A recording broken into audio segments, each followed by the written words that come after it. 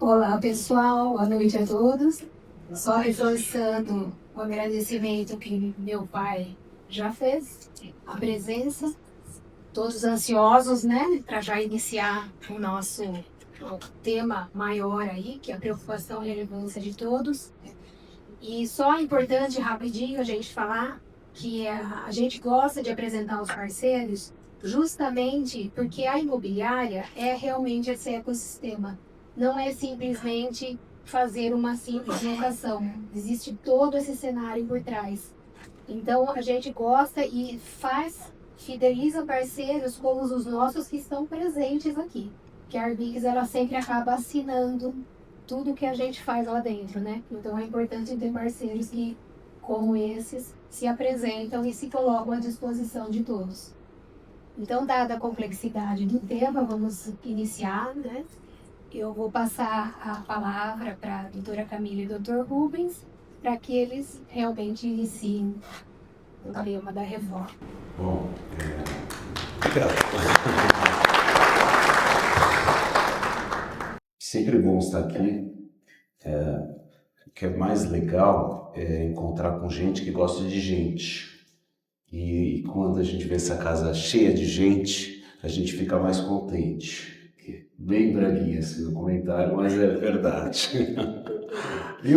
A gente vai tratar de um tema muito difícil, porque ainda tudo se encontra de forma muito genérica, de forma muito teórica.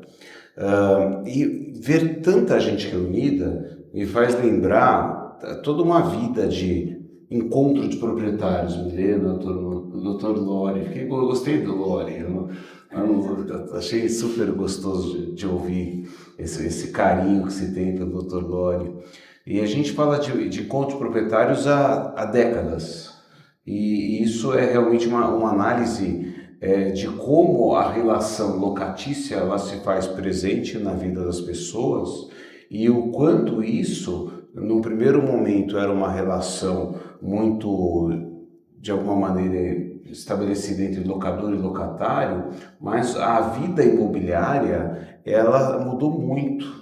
Milena, ela mudou muito a ponto de hoje o proprietário se preocupar com o direito ambiental, se preocupar com relações socioambientais, com relações que envolvem o urbanismo de forma que a gente nunca parou para pensar a respeito.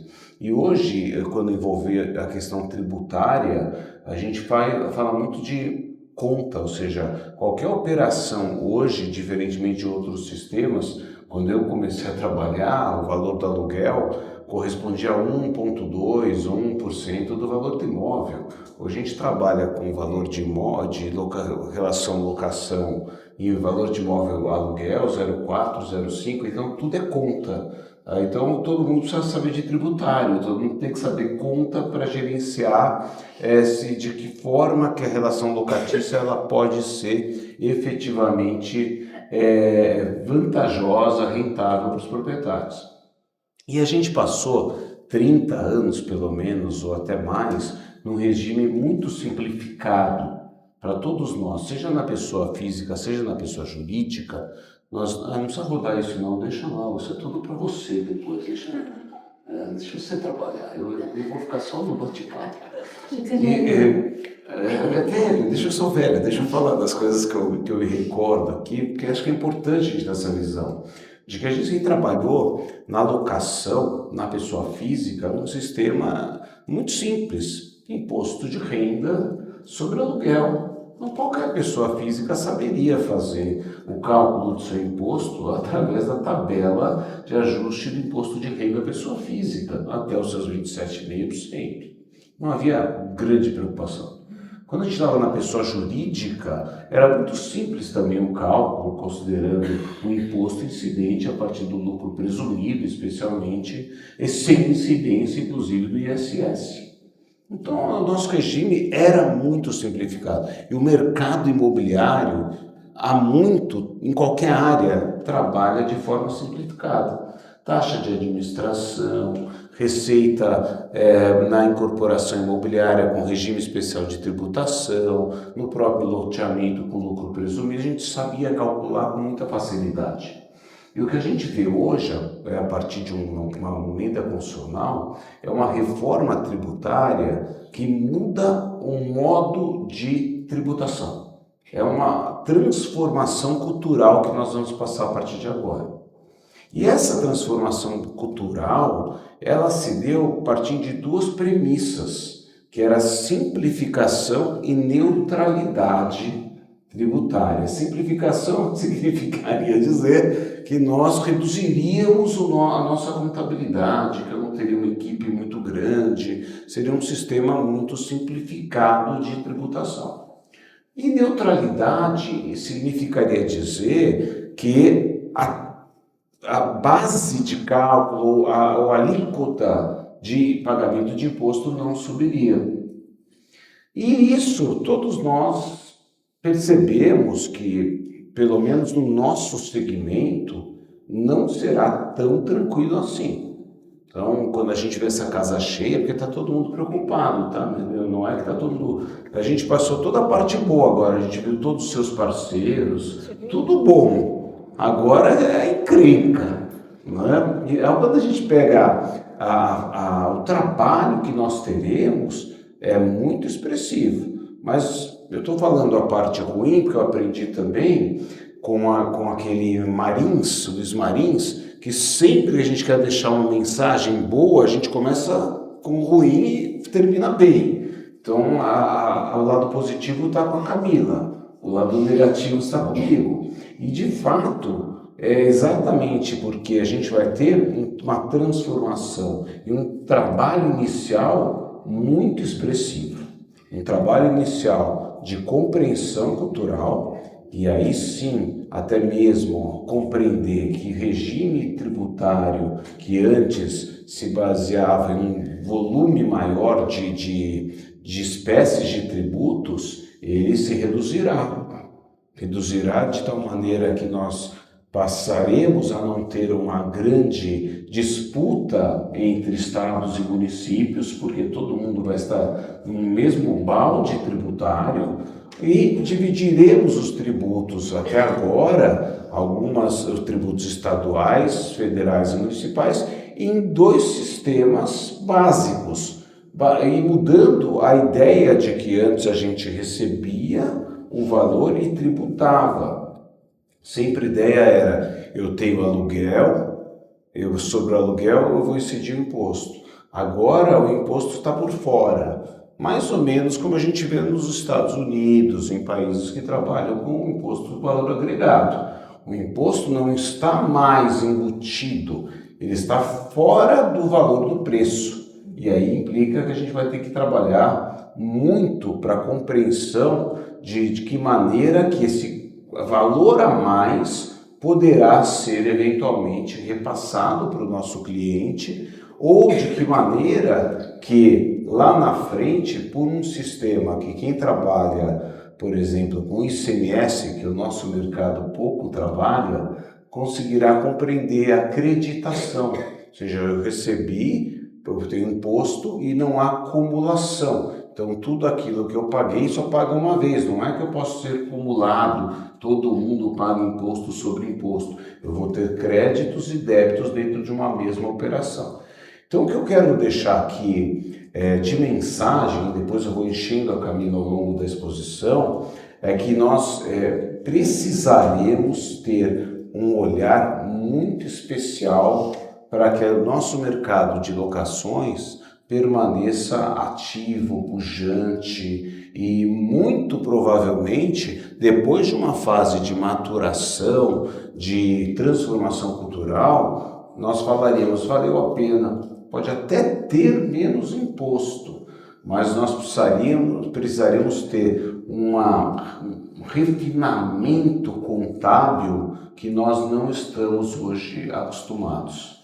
Então, fica a mensagem: planejamento, muito cuidado em alinhar a sua operação ao consultor tributário e contábil porque nesse aspecto de que a nossa margem é baixa, se nós não estivermos preparados para o início da operação por meio desse novo regime, nós teremos pouca margem ou nenhuma margem. Mas se estivermos bem ajustados, conseguiríamos ter no futuro um final feliz. É isso, Camila? Exatamente. Então aí eu deixo o final feliz para Camila, que tem muito a explorar. Só deixaria por fim a minha mensagem de que sou aqui, o Rubens é assessor jurídico da BMI, como bem colocado pelo Lore,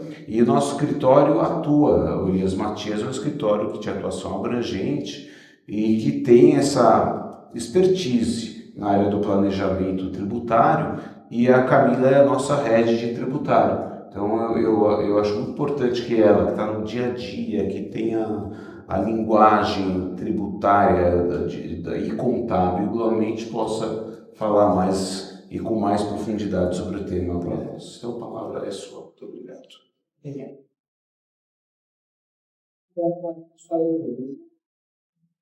Boa noite a todos, agradeço a presença de todos vocês.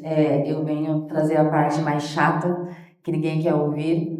Eu sou a mensageira da parte mais complicada e complexa da reforma tributária, só que eu também sou uma entusiasta da reforma tributária. Então eu trago com um brilho nos olhos, porque eu acredito muito no projeto principal.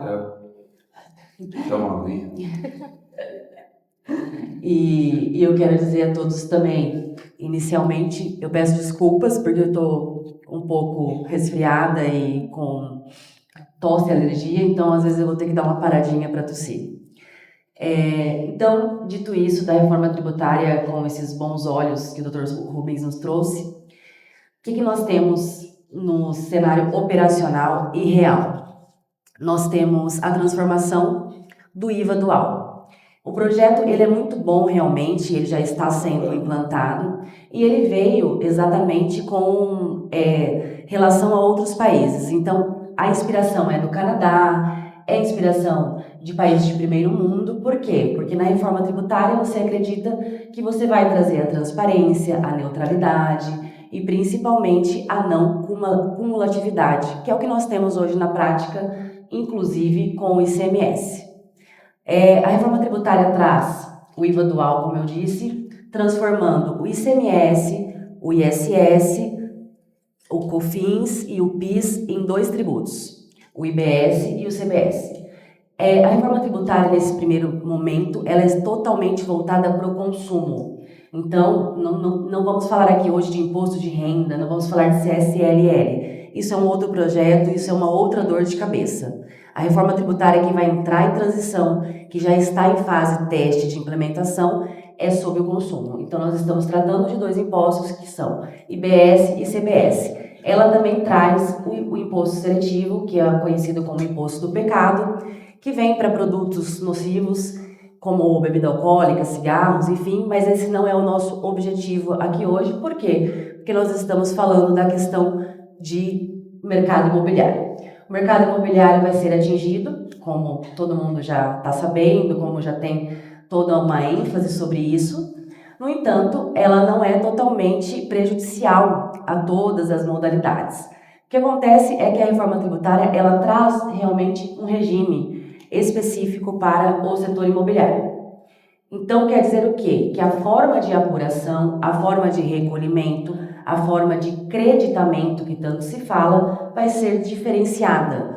Não é igual para algum ou outros setores.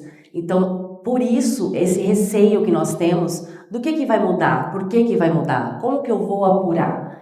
Tá bom, eu vou ter crédito, mas isso daí vai chegar a mim de que forma?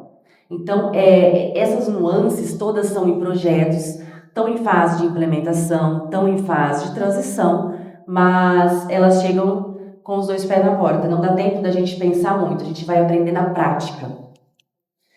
Dito isso, então, todos os regimes específicos vão entrar para todos esses setores: construção, incorporação, loteamento, administração de bens imóveis e principalmente locação.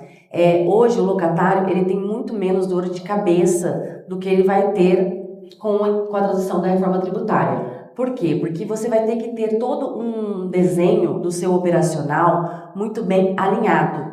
Isso exige compliance, isso exige regras fiscais, entregas e uma administração muito perto de cada proprietário, que eu acredito que é o que a Arbix faz muito bem. Então, assim, tanto na locação quanto venda, eu preciso ter uma assessoria que vá realmente estar entendendo a minha operação e o que eu estou fazendo com ela, qual que é o meu intuito e aonde eu quero chegar, para poder realmente gerar o crédito e aprender essa parte da despesa e dedutibilidade dos impostos, tá? O fato gerador, como todo mundo sabe, está lá na lei, né, dos bens imóveis. Então, locação é fato gerador, é o quê? Eu estou locando, a parte também de arrendamento, de administração, intermediação. Tudo isso entra como fato gerador do tributo. Antes, nós não tínhamos isso nas operações de bens imóveis. Então, nós estávamos recolhendo de uma forma com a pessoa jurídica. Então, não era familiar falar para proprietários, para quem está no dia a dia, que vai ter o fato gerador do imposto. Então, isso acaba assustando um pouco e aí traz uma outra situação. Então, eu sou contribuinte, mas eu sou locador pessoa física. E como assim? Eu vou ser contribuinte por quê? Então, a lei traz esses requisitos. Eu sou locador, eu tenho 3 imóveis e a minha renda com os imóveis, com o aluguel desses imóveis, ultrapassa o valor de 240 mil anual. Esses 2 requisitos são cumulativos e eles vêm esclarecendo o porquê que você vai ser contribuinte. Então, eu, pessoa física, eu me torno contribuinte obrigatório se eu tiver com esses 2 requisitos na prática. Acho que aqui tem uma questão, Camila, desculpe incomodar. Não, fique à vontade. E aí eu vou muito na vivência do proprietário, né? Porque a gente sempre entendeu ser contribuinte sobre receita, aluguel e imposto de renda. Isso. A grande questão é que nós nunca nos vimos contribuintes de imposto do consumo. Exato. Esse que é o grande ponto. Tudo aquilo que a gente sabe de imposto de renda não vai mudar por enquanto. Não, e vai continuar sendo. Só que a gente continua, além do imposto de renda, passa a ser contribuinte de um imposto sobre consumo que substituiu impostos que normalmente nós víamos na prestação de serviços, na compra e venda de produtos, né? Exato. Então, o ISS, o ICMS, coisas que a gente nunca se preocupou, PIS, COFINS, não era quase a vida Não fazia parte do dia a dia, da dinâmica. Especialmente da pessoa física. Da jurídica até o PIS e COFINS tinha, mas na física não. E agora passa a ter nessas características. Exato. Observadas essas questões. Isso, exato. Então, só que alinhar por que a gente está falando de um novo modelo que é contribuinte, apesar de não ser uma relação. Exatamente. Não, fique à vontade, porque eu acho que tem que trazer esse panorama mesmo do dia a dia, o operacional de quem está ali. E realmente era algo desconhecido, ICMS e ISS não faziam partes, né, de algumas transações, e hoje nós temos essa situação que você pode se tornar contribuinte de uma forma obrigatória ou você também pode se tornar contribuinte de uma forma facultativa. E tem essas 2 opções, essas 2 vertentes que aí sim exigem um planejamento. Que aí nós falamos, o planejamento tributário, ele é essencial para essa transição da reforma, exatamente por conta disso. Porque traz coisas que não estão nos dias a dias dos proprietários, né?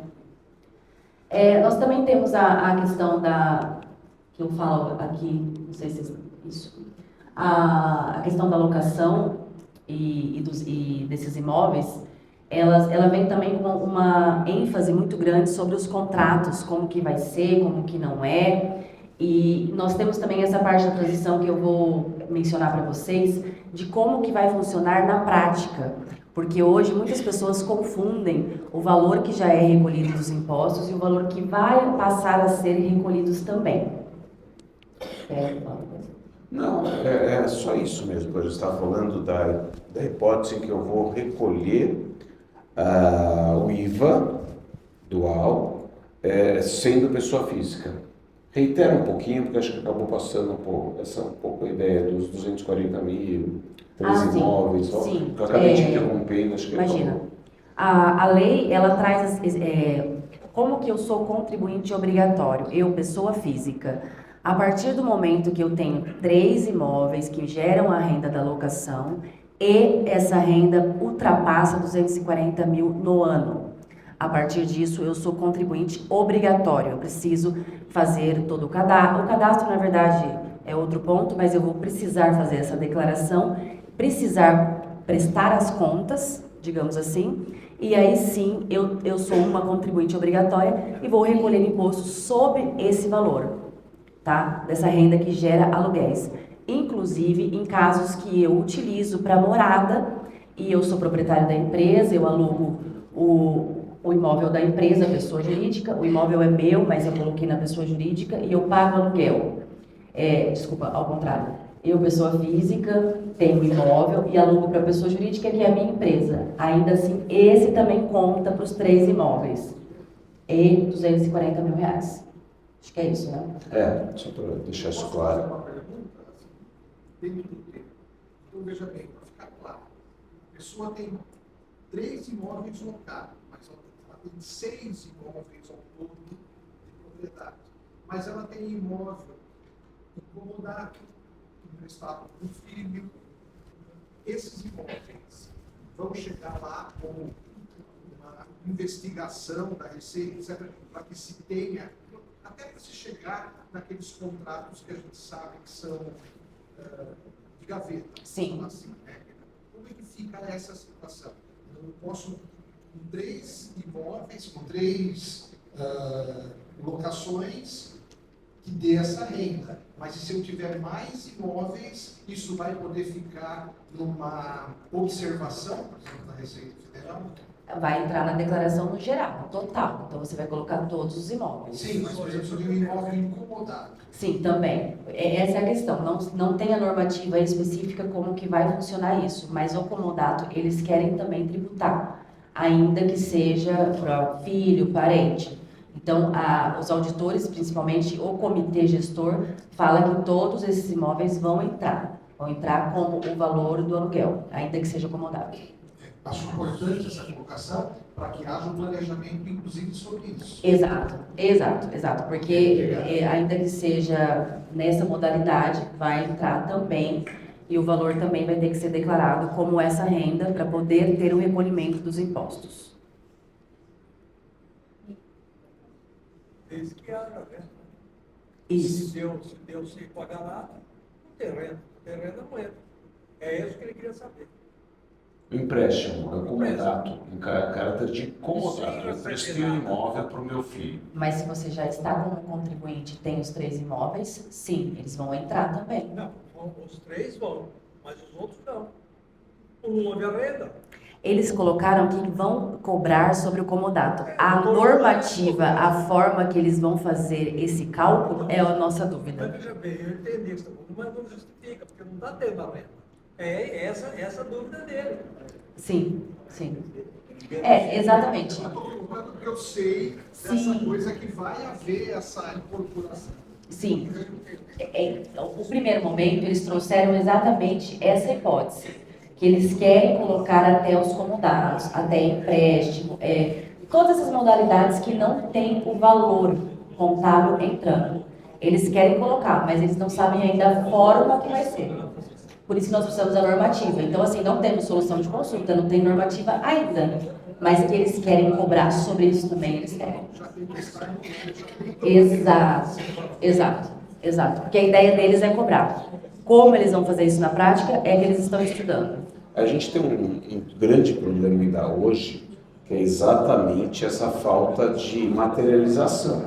É tudo teoria. Então, por exemplo, eu vivo insistindo com a Camila, eu quero ver na prática essa acreditação.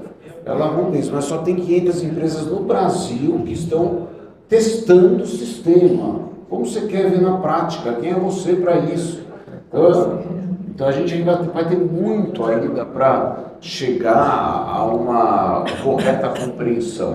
No final, eu acredito que vai ser até é muito automático. Não sei se alguém aqui faz aquela declaração de imposto de renda pré-preenchida.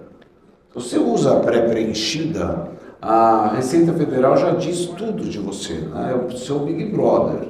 Então, de certa maneira, e a gente vai chegar aqui na apresentação, o sistema vai te apresentar para você só validar as informações de créditos e débitos, né? Mas a gente até agora não tem acesso a essas informações mais precisas de como a coisa funciona. O operacional em Nem si... ele sabe, viu? Exatamente. Também, pode ser. O operacional em si é isso, eles estão tentando fazer um planejamento de como que vai funcionar, por isso a fase de implementação e teste, mas eles também não sabem como que isso vai ser na prática, por isso que eles estão fazendo a parte da transição. Eu gostaria que a senhora esclarecesse, a senhora no início, a senhora disse que o regime é bom. Vamos começar. Eu também vou começar a andar por aqui. Eu não gosto de ficar parado. Até que eu não enxergo.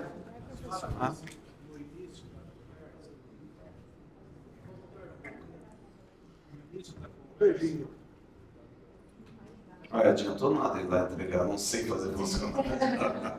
no início da conversa, a senhora disse que o regime atual seria bom. Seria bom. No início da conversa, a senhora disse que o regime atual seria bom, melhor do que o existente. Eu não vejo como, porque hoje,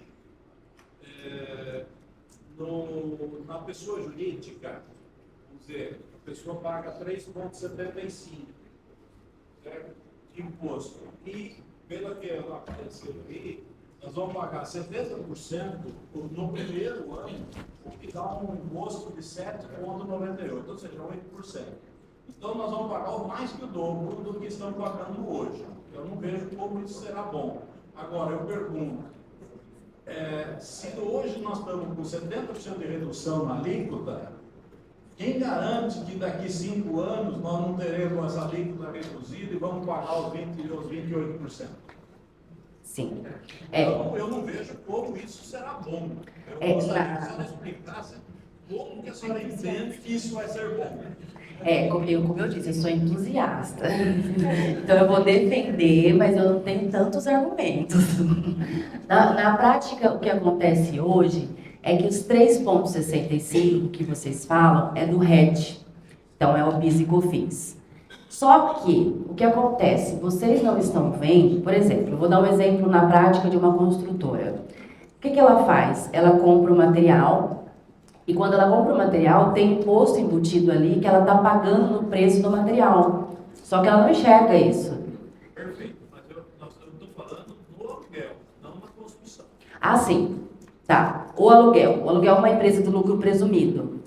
O proprietário reformou o imóvel do aluguel. Para essa reforma, ele vai gerar hoje crédito, coisa que no sistema atual não tem. E no sistema atual, quando ele pagou a reforma, pagou o prestador de serviço, o pedreiro para ir lá, a hidráulica, ele também pagou o valor de imposto embutido no preço. Só que não é visto pelo proprietário. Por quê? Porque não é claro como é para ser agora com o IVA dual. Então, por isso que eu falo que às vezes a gente está recolhendo imposto também nessa cadeia sem perceber. E aí por isso que você fala, não, mas é só 3,65. Não, não é. Se a gente colocar toda essa questão do prestador de serviço, da hidráulica, do material que você usou para reformar o seu imóvel, você vai ver que você recolheu muito mais imposto do que os 3,65.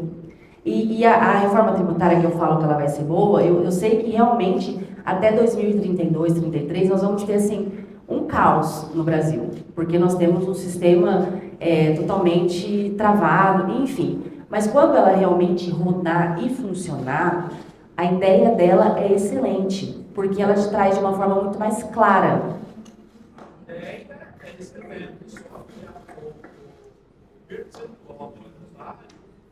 Vai ser um absurdo.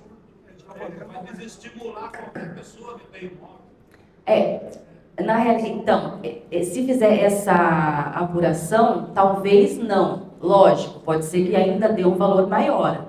Mas essa apuração de estimativa, se colocar tudo isso que eu acabei de falar, mais o imposto PIS e COFINS, talvez saia elas por elas, se colocar na prática ali, fora que agora ela te dá a chance de se creditar. Algo que essas empresas menores, principalmente que mexem com locação, intermediação de imóveis, nunca teve a oportunidade de utilizar. O RET não deixava utilizar muitas coisas de insumo que agora vão poder ser utilizadas. Se você se você pôr um imóvel para alocar e ele já mobiliado, você consegue ter muito mais rentabilidade, até com o creditamento que o imposto IVA dual vai trazer para você. Então, por isso que eu acredito que nessa conta vai chegar numa estimativa boa para o proprietário. Mas isso é suposição. É no planejamento. Tá definido. Assim, como nós não temos alíquotas definidas, nós trabalhamos com as alíquotas que estão previstas, mas a normativa principal nós ainda não temos. E aí eu acho que é um pouco disso que a gente está sempre tentando colocar, e aí deixa você evoluir. Mas se a gente não tiver o cuidado hoje de pegar a despesa, então qualquer um de nós, a gente está falando de locação, mas poderia estar falando do meu escritório de advocacia. Hoje eu trabalho uma folga do mundo lá, lucro presumido, não estou nem aí para despesa, é claro que eu estou com a despesa, estou na contabilidade, né? Eu não me preocupo, eu analiso o caixa e o que é despesa, eu não faço nenhuma. Na contabilidade não é relevante a minha despesa, só é. O lucro presumido é altamente vantajoso. Porque é fácil, e é fácil. Então. Agora. A familiar ele chega a 13,5. Isso. Porque agora, no ramo imobiliário, é só 7%. Sem dúvida. 5,90 e pouco. Depois tem No loteamento. Né? Então, agora, hoje eu preciso ter cuidado com a minha despesa. Por quê? Porque o creditamento vai fazer a diferença. Então, se eu tenho um prestador de serviços, se eu tenho um insumo que eu adquiri, até mesmo a questão de pagamento de IPTU, de condomínio, tudo isso tem que ser pensado. Então, mudou a forma de análise para efeito de cálculo do imposto.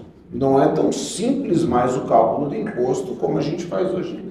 E IPTU não, né? Assim, o IPTU não gera crédito nesse Não, tudo bem, mas a despesa isso a gente tem que pegar. E outra coisa, o crédito também, nesse raciocínio, energia elétrica, esgoto, água, tudo isso vai entrar e creditar. Eu trouxe aqui um exemplo de um planejamento bem utilizado. Isso, nós temos... Ficar de pé para Pode, ajudar. vai ser melhor. É porque eu não estou enxergando direito. É isso que eu fiquei pensando. Aqui eu trago para vocês exatamente um exemplo na prática, aplicando o planejamento. Pagamento do aluguel, eu comprei um imóvel. Então, quando eu comprei o imóvel, eu já tive um redutor de ajuste. Isso já me auxilia. Aí eu invisto nesse imóvel, vou pôr ele para alugar. O aluguel dele é R$10.000. Eu estou colocando aqui para vocês o PIS e COFINS, tá? 3,65, o custo do aluguel 10.365, certo? Isso no regime atual.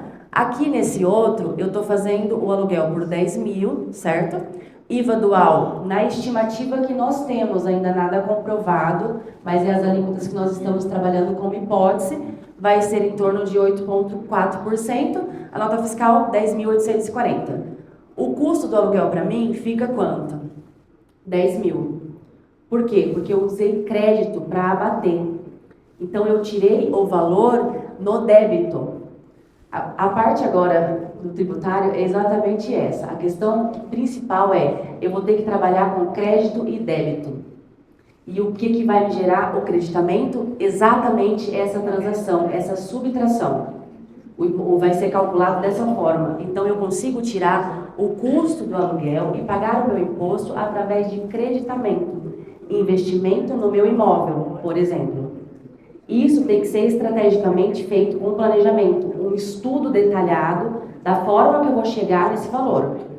Para isso, eu tenho que creditar. Como que eu vou acreditar? Nos investimentos que eu estou utilizando no imóvel, que eu dei exemplo para vocês. Prestação de serviço, hidráulica, construção, energia, tudo que eu estou investindo nesse imóvel, ele entra como crédito. A vantagem maior desse creditamento vai ser para quem tem a pessoa jurídica, quem atua com a pessoa jurídica, inclusive holding familiar. Até nós estávamos falando isso hoje, né, um pouquinho antes, que muito vai ser feito holding pequena, que a gente fala holding, mas é a criação de empresas de imobiliárias, né? Então eu vou investir em imóveis. Então acredita-se que vai ter muitas holds sendo criada exatamente para fazer essa transação, porque o creditamento vai compensar para quem? Para a pessoa jurídica. Eu, pessoa física, por que eu vou usar o creditamento? Então, aquele exemplo que eu dei para vocês, muito bem colocado, é para a pessoa jurídica, atuando como pessoa jurídica.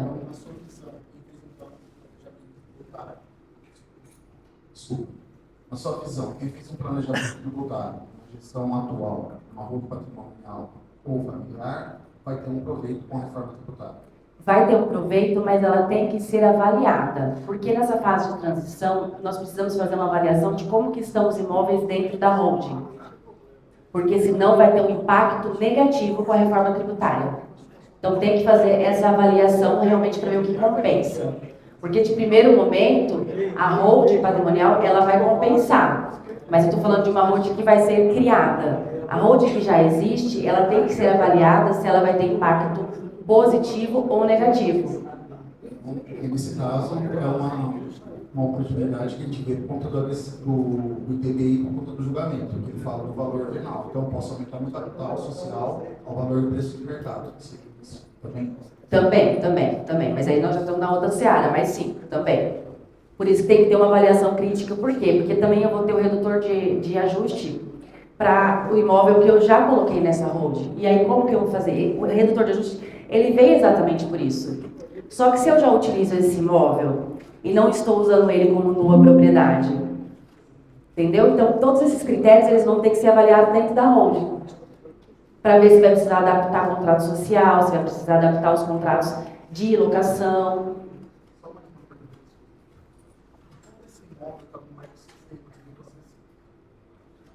Esse imóvel está no ecossistema que você falou, né? Geralmente, na linha de sucessão, o pai coloca no galpão para a empresa que gera hoje, paga o aluguel, vice-versa, pessoa jurídica. Essa condição de unipersona, tem alguma coisa já sendo tratada? Porque, assim, se a gente for ver, é um planejamento, né, hoje na Seara, que é questionado, mas eu tenho toda uma obrigação acessória para isso, porque eu pago imposto, tudo isso aí. Na reforma tributária, tem alguma coisa que eles estão falando que isso seria um planejamento difuso, porque eu estou gerando uma receita, uma despesa em outro local? Sim, já está sendo avaliado esses critérios. Porque já tem um olhar diferenciado sobre isso antes da reforma ser implantada, né? Então, realmente já tem um olhar clínico. Por isso que a gente fala que o planejamento patrimonial, planejamento tributário, ele não é dar um jeitinho brasileiro. Ele realmente tem que ser avaliado com esses critérios, porque você não pode estar fazendo uma sonegação simulada, que acaba acontecendo na prática, né? Imagina. E aí vem esses redutores que eu acabei de mencionar para vocês. O que eu falei? O redutor de ajuste, ele vem no abatimento do custo de aquisição do imóvel. Por quê? Porque a reforma ela traz especificamente o redutor da alíquota. Nós temos a base de cálculo para fazer o cálculo do tributo e temos a alíquota. É assim que nós chegamos no valor a ser recolhido, o valor tributário. E o redutores, ela trouxe 3 tipos de redutores. O redutor de base, que aí seria um redutor tem o redutor social, o redutor de base de cálculo, que aí seria para esses casos, e o redutor de ajuste. O redutor de ajuste é na aquisição. Eu comprei um imóvel agora, antes da reforma, e depois eu vou vender. Aí eu tenho esse redutor de ajuste aplicado. Esse valor do redutor de ajuste, eles querem colocar, a ideia é colocar na matrícula do imóvel. E aí eu falo para vocês a importância de ter alguém com vocês ali para avaliar o imóvel e fazer essa avaliação criteriosa. Por quê? Porque eles vão usar um sistema deles próprio, que vai estar para todos, que traz a questão do... Então, assim, eles vão fazer uma avaliação num cadastro. E esse cadastro vai ter o valor do imóvel declarado pelo contribuinte e o valor de referência. Por quê? Eu tenho muitas holds que está com o imóvel com valor contábil. E o valor contábil é de 1900 e bolinha, do meu Vou. Então, assim, a hora que eu jogar lá no cadastro, o valor contábil é 1.000, o valor de referência é 1 milhão. Então, por isso que vai ser muito importante ter um laudo de avaliação dos imóveis, porque o redutor de ajuste vai ser aplicado e vai ter essa discussão com toda certeza do valor de referência e o valor que está lá no cadastro, porque já é uma discussão que nós enfrentamos em outras searas.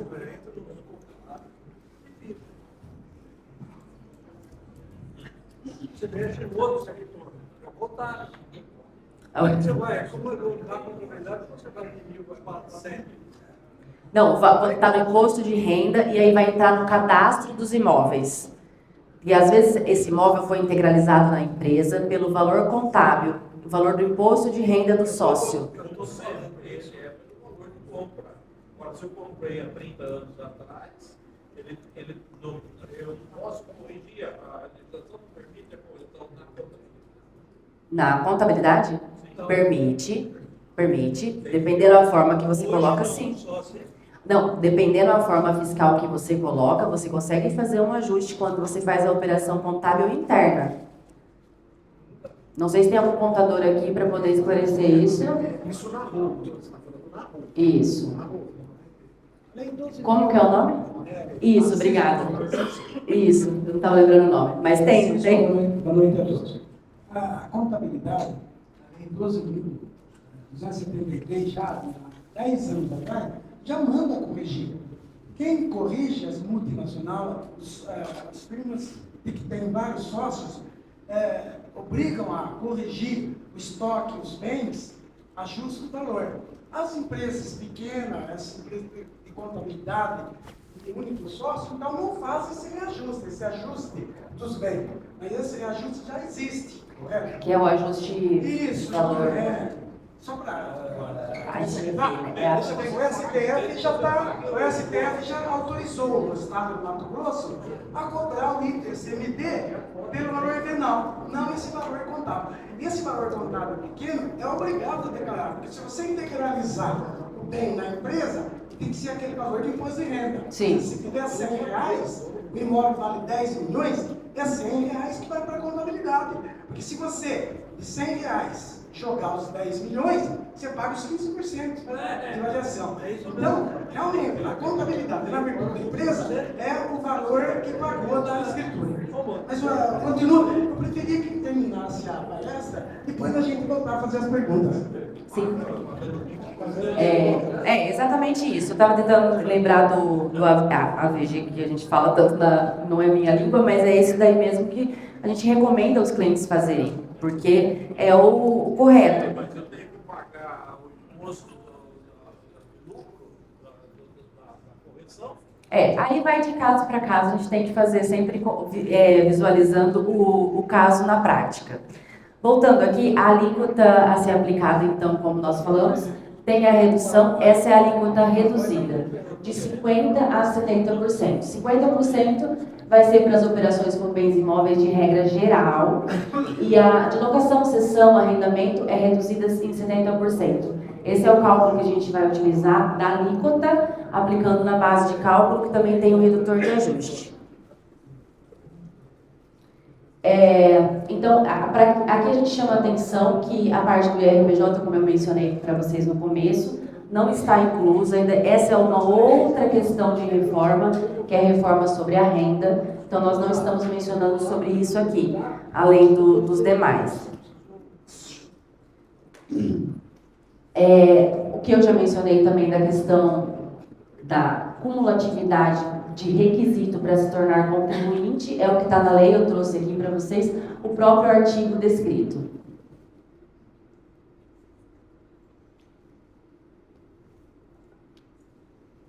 Está voltando. É isso que eu ia falar, acho que...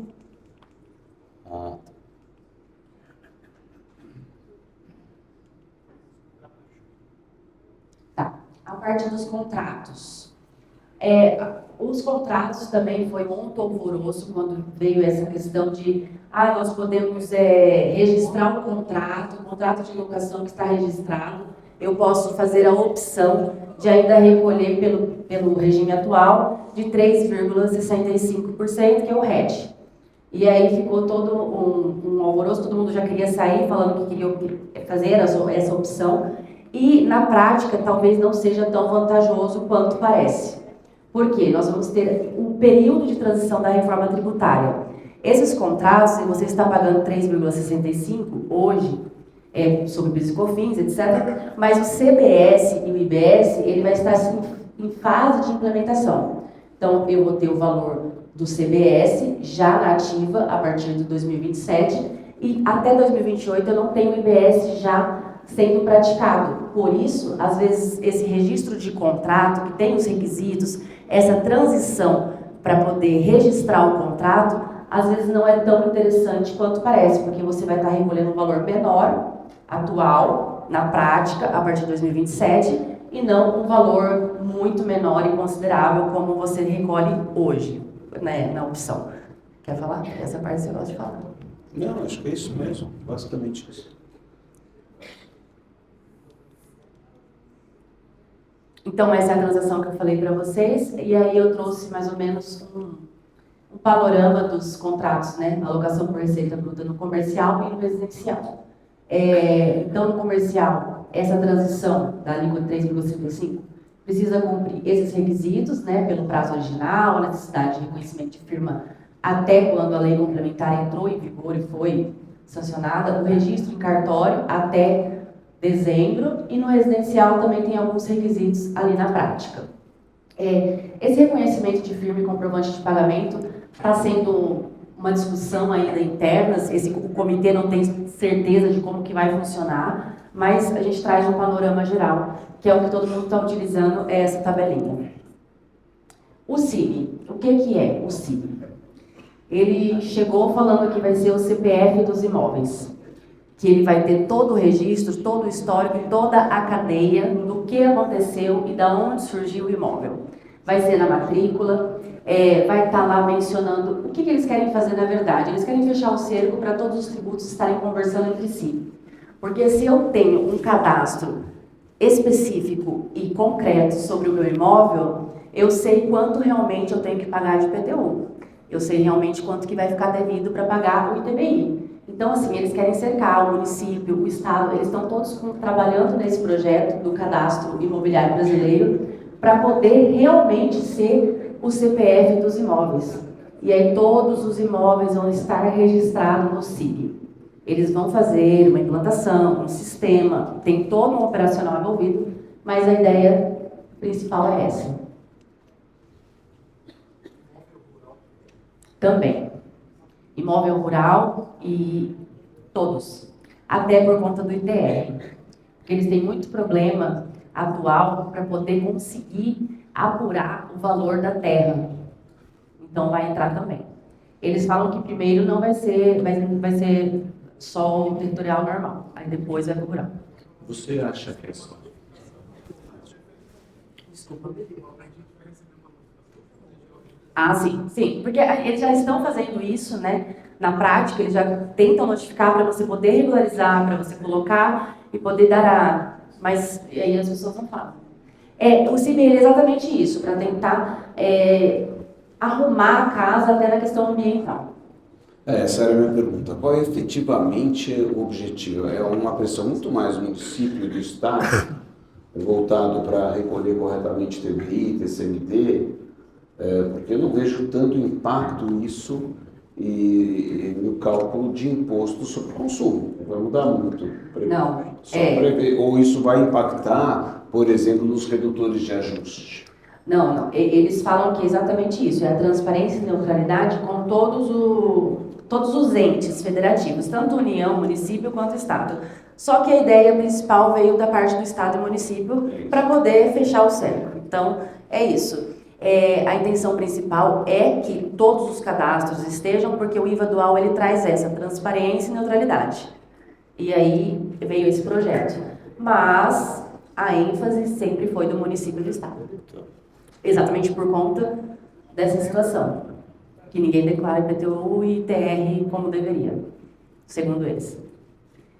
A transição começa agora, como o Dr. Rubens comentou, já tem empresa com fase teste, já tem, e quem é contador aqui vai saber do que eu estou falando, temos muitas normas saindo, tem a forma da nota fiscal, que eles mandaram como vai ser, na prática, o operacional contábil, e já tem essa ideia, e a transição começa realmente em 2026.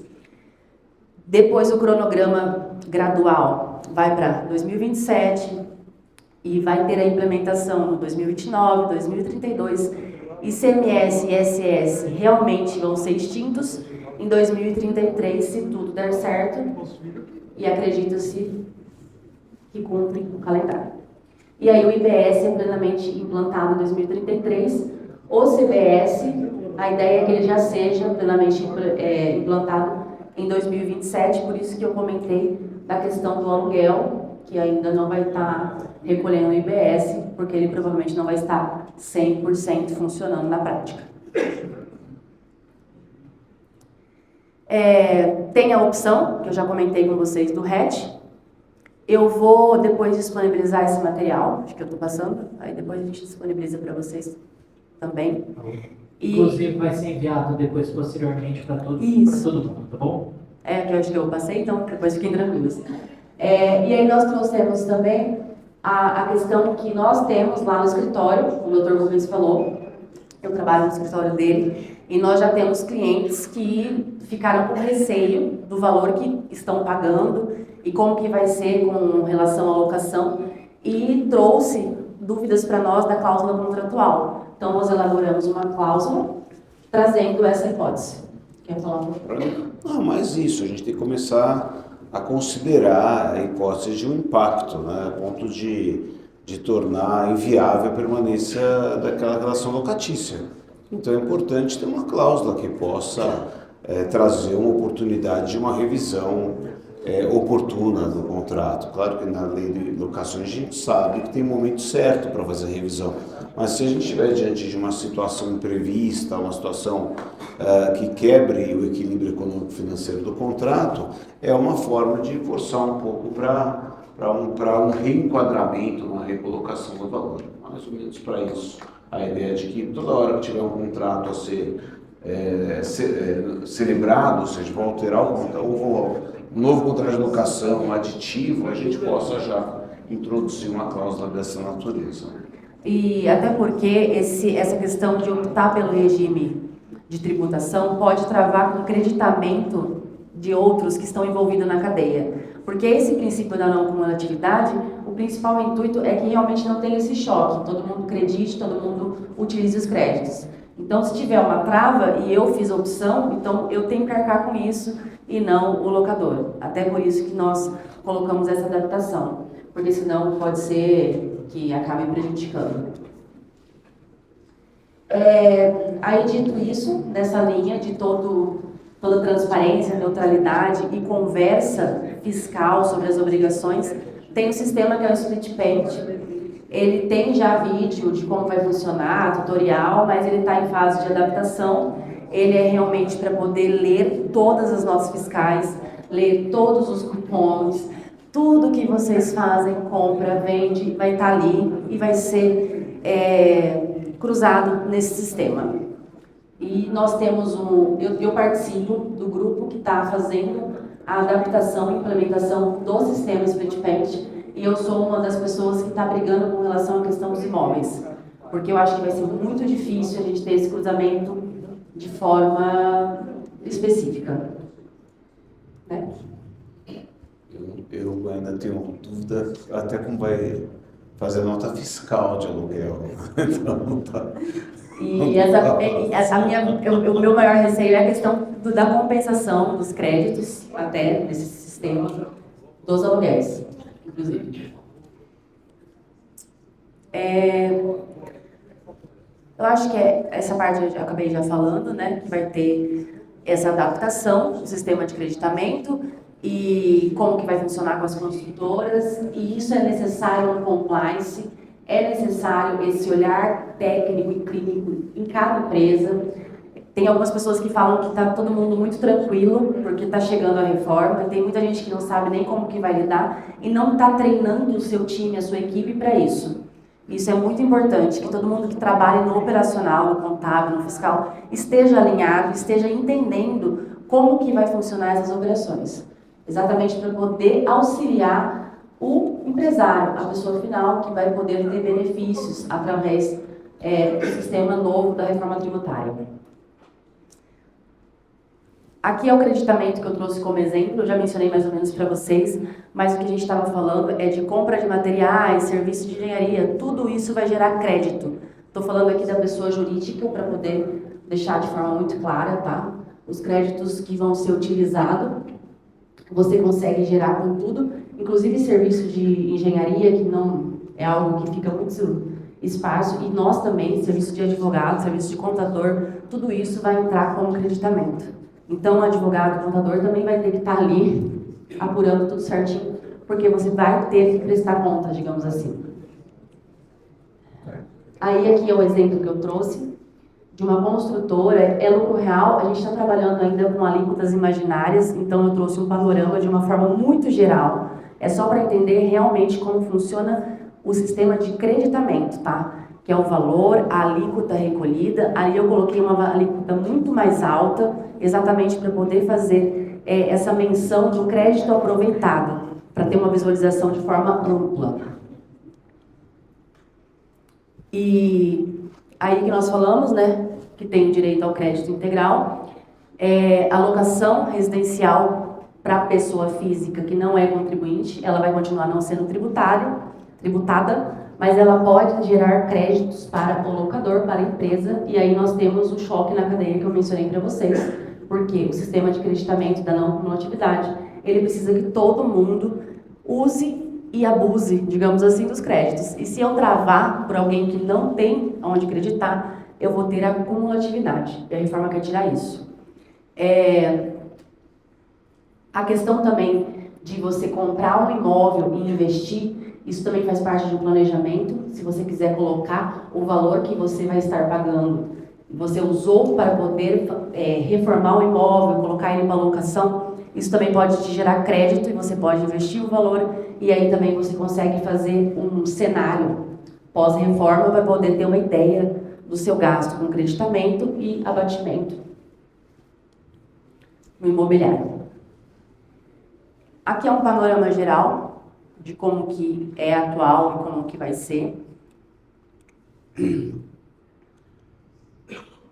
Então, os principais pontos que eu trago aqui para vocês hoje, do impacto da reforma tributária, esse aumento, ele não é um medo, um receio apenas do mercado imobiliário, tá? A carga tributária está todo mundo com muito medo, com muito receio. É profissional liberal, que eu nem disse, advogado, contador, vai ter muito mais obrigação a ser cumprida com o fisco.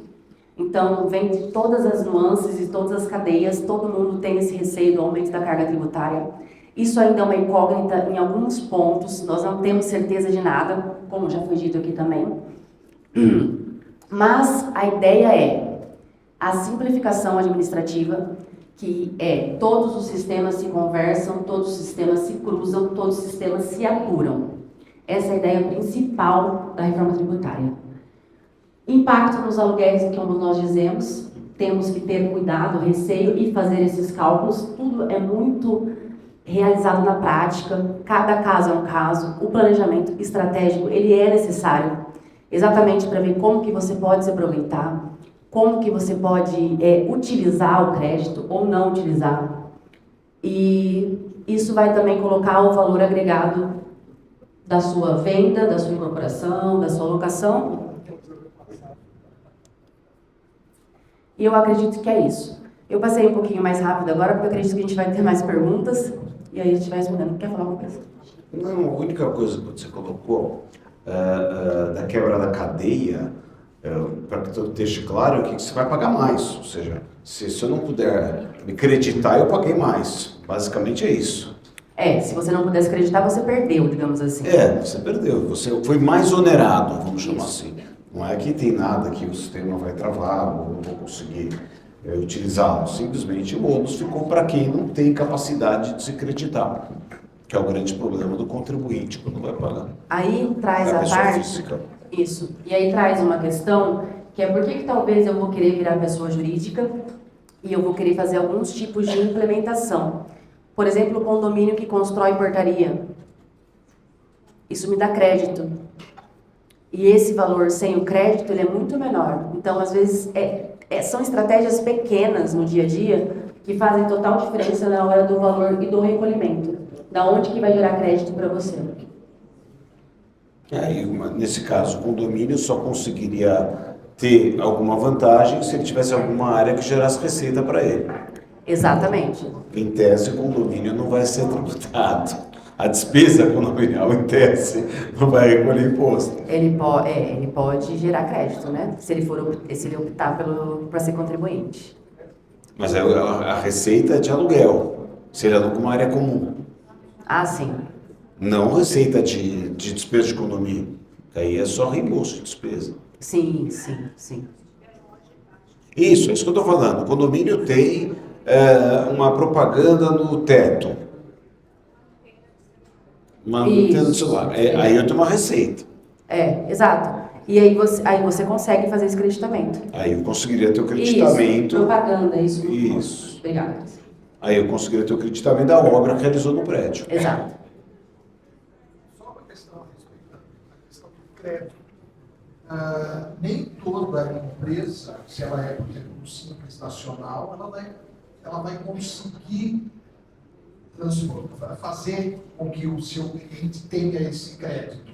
Isso também faz parte de um planejamento aí. As Exatamente. empresas que são simples nacional, ela não vai gerar crédito. Exatamente. Então você pode estar perdendo o cliente ao longo do tempo, se você for um simples nacional. Sim. Inclusive, a reforma ela veio com uma ideia de trazer uma modificação no regime do simples, por conta disso. Porque vai ser muito prejudicado. Então é mais um item a se pensar. Isso. Uma outra questão que eu queria fazer, porque deu um nó, quanto mais você vai vendo, vai tendo um nó.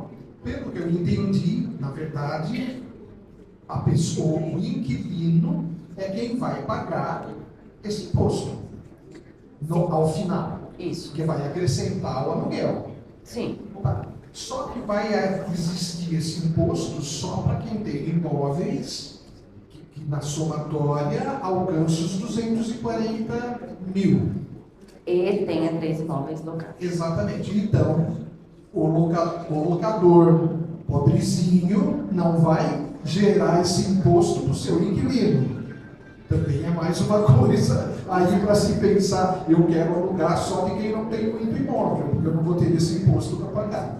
Também é uma questão também de se avaliar. Sim. E de começar a Tem até o redutor de R$600 no aluguel residencial. Isso, a gente acabou nem falando, é tanta informação que a gente acaba não. Tem também, além de tudo, tem o redutor de uma outra 600. questão que eu queria colocar, daí eu encerro aqui o meu questionamento. A gente assiste na imobiliária, por exemplo, que às vezes um proprietário ele tem um imóvel com você, um imóvel com outra imobiliária, um outro imóvel com uma terceira imobiliária. Como que se vai fazer essa administração para essa soma dos 240 mil? Vai ser possível isso? Como que as imobiliárias vão se falarem aí? Mas aí é o grande ponto do contador que vai ganhar uma importância ainda maior. Sabe aquela história do consultor financeiro, do advisor? A gente tem que ter hoje um contábil advisor, ou seja, não é a administradora que tem que ter essa preocupação. Quem tem que ter essa preocupação é o próprio proprietário e que ele que tem que lidar dessa informação com a sua contabilidade. Mas o administrador, de repente, a imobiliária pode estar convidando a dizer que vai facilitar uma imobiliária só de administrar tudo. Sim, porque ajudaria. Eu acho que é até mais atrativo para poder manter o controle do próprio proprietário, né?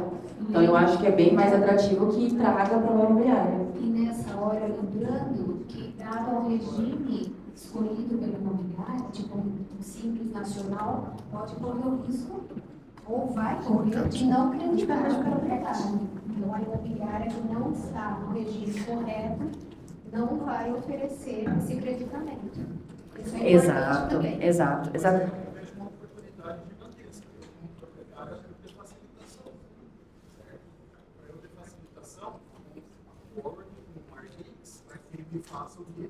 Tem os parceiros que me prestam serviço para o meu imóvel, certo?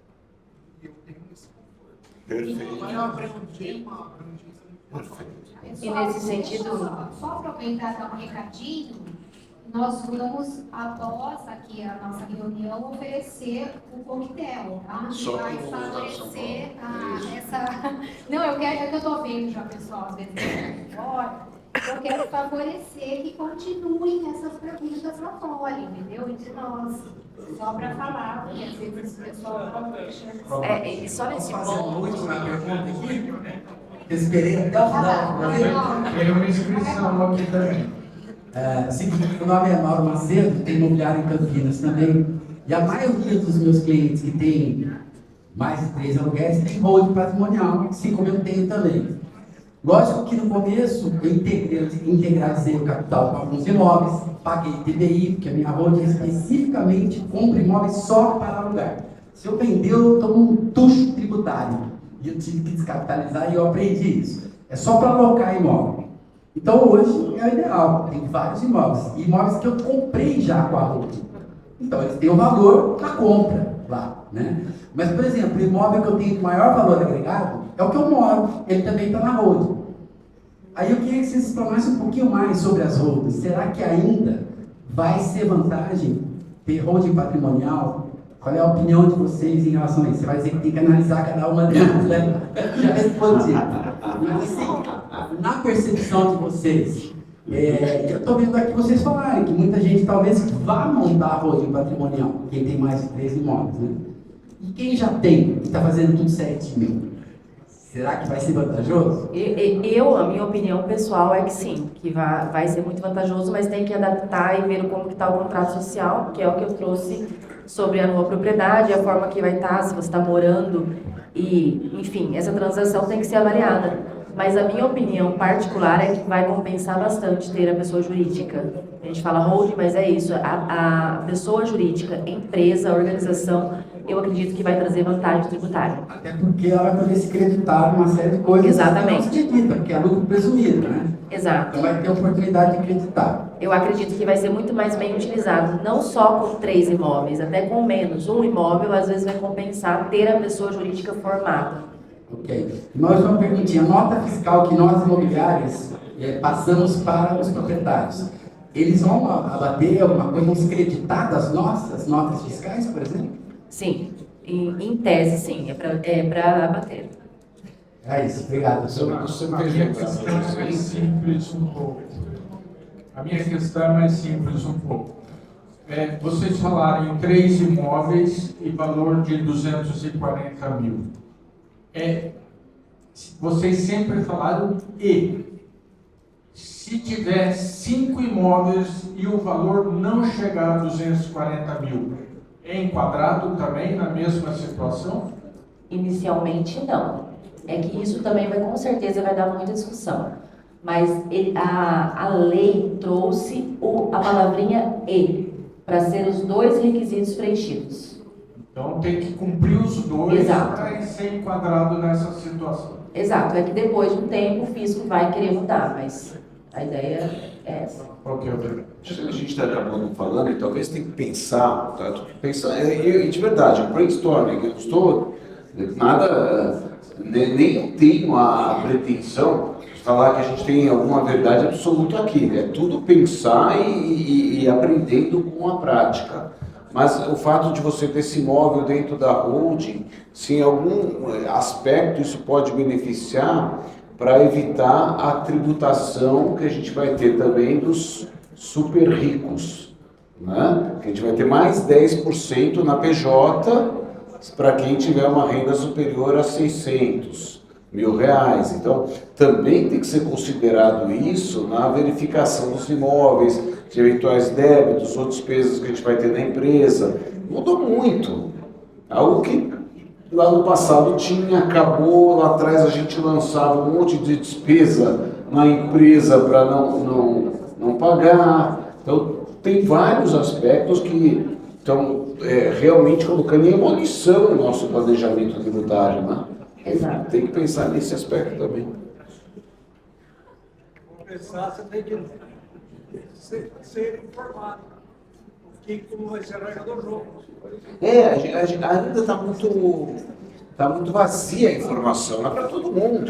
Então a gente aqui tem que falar de maneira teórica algo que daqui 3 meses tem que ser prático.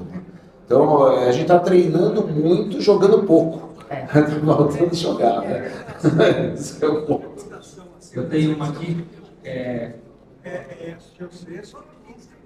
Agora na jurídica, vai ter também a partir do próximo ano, que foi essa última novidadezinha aí porque a gente o Brasil está gastando pouco, então para poder gastar mais a gente tem que tributar. Doutor Rubens e doutora Camila, a gente vai para a última então, tá bom? Bom, eu queria abrir um pouquinho aqui o leque da discussão para falar um pouco da imobiliária, da intermediação. A gente viu aqui que está usando para o locatário, no contrato de locação e no contrato de intermediação entre a imobiliária e o proprietário. A gente também precisa se preparar para alguma adaptação e com relação à cobrança desses aluguéis, que a imobiliária faz mês a mês. A gente também precisa se adaptar a essa cobrança e com relação ao repasse desses aluguéis. A imobiliária tem alguma responsabilidade? O administrativo da imobiliária tem que se preparar nessa transição, questão de tributação que pode incidir nesse período de transição até 2023. E parabéns pelo tempo, muito obrigado pela oportunidade. Eu posso só falar uma coisa que eu acho que é bem legal, que eu acabei no começo não falando.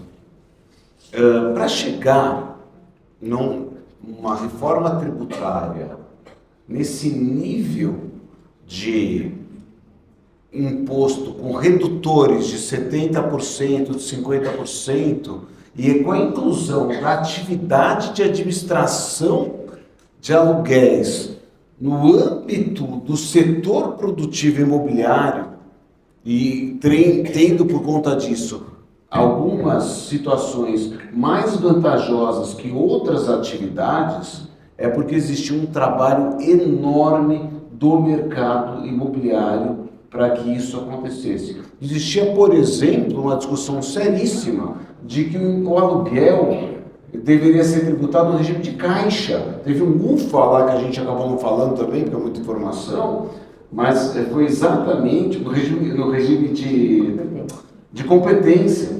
E imagine o seguinte, o regime de competência e o inquilino não pagou. Você já tinha que antecipar o imposto.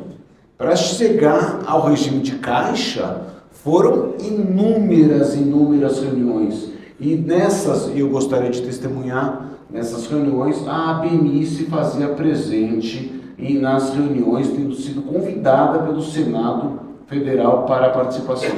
Então, se a gente chegou num sistema hoje razoável, sim, a ABMI fez muita diferença no processo. Inclusive, até de andar no Senado, de marcar no relógio, foi absurdo. Então, realmente foi um projeto. E dito isso, é muito importante que as imobiliárias treinem realmente a equipe, tenham compliance para poder fazer esse treinamento. Porque sim, vai ter o risco de tributação, vai ter que ter um olhar muito clínico no sistema, que o sistema está em desenvolvimento, mas vai precisar desse olhar clínico dentro do sistema para ter a garantia que não vai ser feita a tributação. Então, o seu pessoal tem que estar em treinamento, tem que estar atualizado para realmente fazer a operação funcionar de verdade. E aí, dito isso, nós, lá no escritório, sempre indicamos a revisão de contratos com toda certeza, principalmente nesse ponto, para poder trazer para a intermediação alguma cláusula que traga mais segurança para quem está aqui e realmente vai fazer a operação. Posso falar, eu faço parte dessa comissão de medida. Nós brigamos muito para que fosse 90%, que a gente entendeu que dava um break-even. Que chegaria na neutralidade. 70%. Ou seja, a gente não conseguiu mais de 70%. Mas conseguiu. 50% foi extremamente significativo. Mas pelos nossos cálculos, se a gente tivesse conseguido 90% e 70%, a gente estaria no empate. Não teria, era zero ao menos de imposto. Não foi possível isso, mas a gente conseguiu uma boa redução. Um bom trabalho.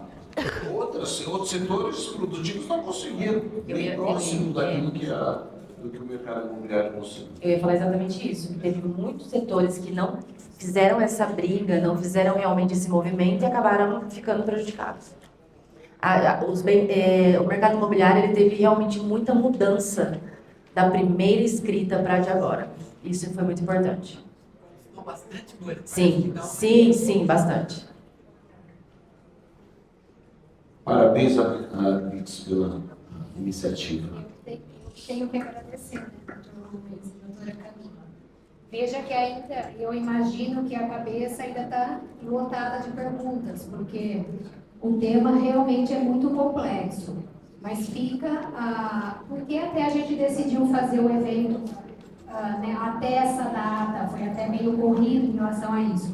Porque justamente ainda temos tempo de se organizar até a virada aí do 2026, né, doutor Rubens? Então fica o conselho de todos a se organizarem